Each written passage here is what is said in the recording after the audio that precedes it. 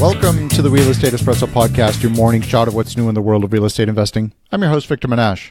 On today's show, we're talking about whether stated income loans are good for the banking industry.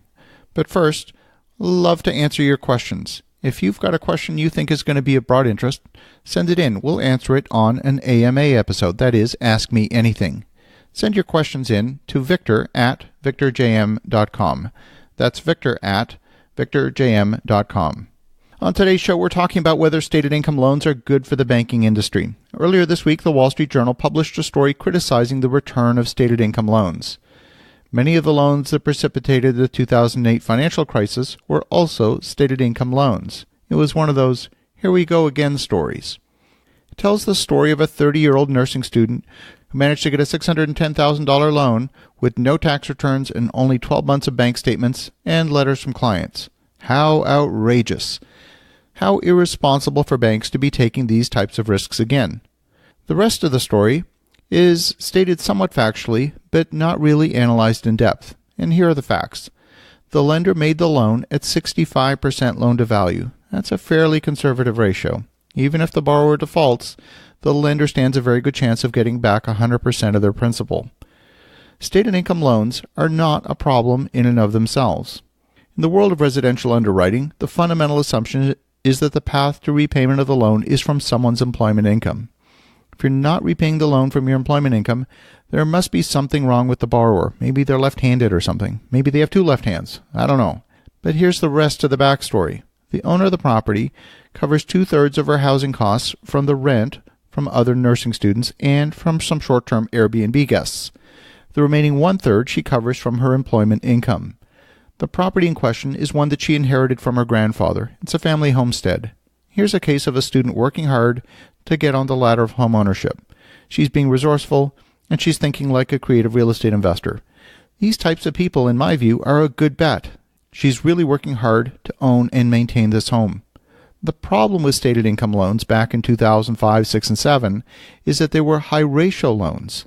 They were offering loans with very low down payments and no verification of any documentation. That's not the case here. If a homeowner doesn't have 3 years of income history, doesn't mean they're a bad risk. Bank accounts, in many ways, give a more complete view of spending history than a tax return, which provides a snapshot at a single point in time. I think there's nothing wrong with stated income loans. When a lender lends you money, they're only asking one question. If I lend you money, how am I going to get it back? How am I going to get it back if things go well? How will I get the money back if things don't go well? And the safety of a loan is a combination of two things, combination of security and risk. These variables together define safety. The security of loan is based on the lender's recourse. Do they actually have their interest in the property secured on title in first lien position? If the loan is at, say, 90% equity and 10% loan, I don't care what the borrower's income is. If I have to foreclose on that property, it'll be the best day ever. On the other hand, if the loan is 10% equity and 90% loan, my exposure as a lender is much, much higher. The risk of borrower defaulting becomes much more important to the lender in the second scenario. A lender at 10% loan to value, I don't care what the risk of default is. I'm always going to get my money back no matter what the borrower does. There's virtually zero risk as long as I'm secured on title in first lien position. My protection in that instance is the security and the low loan to value ratio.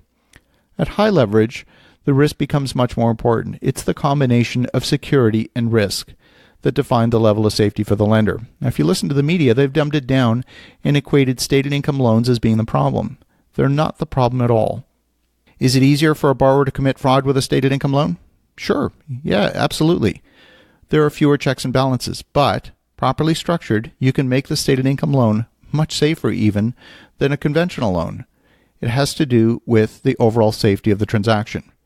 There's always a danger when you confuse correlation with causality. Simply because two things are correlated doesn't mean there's a causal relationship. The real root cause might be something else. In this case, it has to do with how the loan is structured. What is the basis under which the lender is defining safety for the loan? If you're looking to borrow funds and a lender is saying that you don't fit their particular model perfectly, don't be afraid to negotiate. There may be other loan products out there that could fit your specific situation. As you're thinking about that, have an awesome rest of your day. Go make some great things happen. And we'll talk to you again tomorrow.